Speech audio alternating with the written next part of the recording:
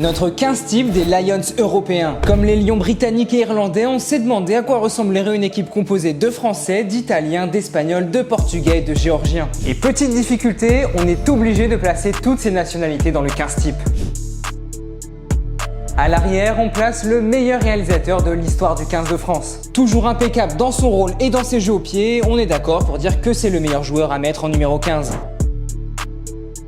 Après le meilleur réalisateur, on passe au meilleur marqueur des Bleus. Toute la saison, il a été une pièce maîtresse du jeu bordelais, claquant même un record d'essais lors d'une édition de Champions Cup où il a été élu meilleur joueur. Si l'UBB a remporté son premier trophée, elle peut remercier son numéro 14.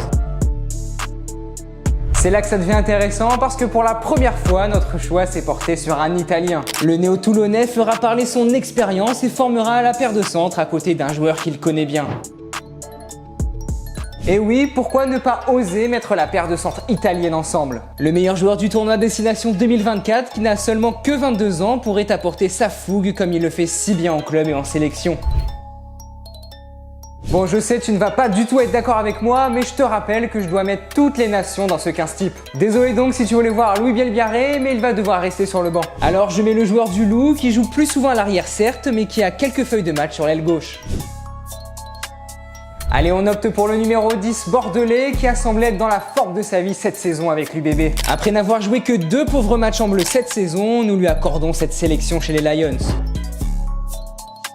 Alors on va imaginer qu'Antoine Dupont n'est pas blessé, sinon ça serait un scandale de ne pas le prendre. Mais si on est réaliste, quel joueur choisirais-tu pour le remplacer? Même si la saison a été compliquée avec La Rochelle, nous avons envie de donner une nouvelle chance à Grégory Aldrit. Et puis c'est quand même le numéro 8 indiscutable du 15 de France.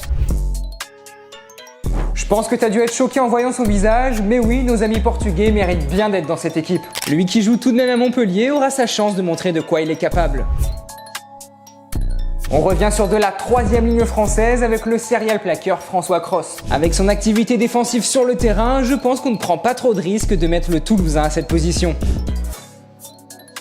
Quelle saison de fou il nous a encore fait! Ses capacités rugbystiques ne sont clairement plus approuvées, il met constamment son équipe dans le bon sens avec son profil atypique et percutant.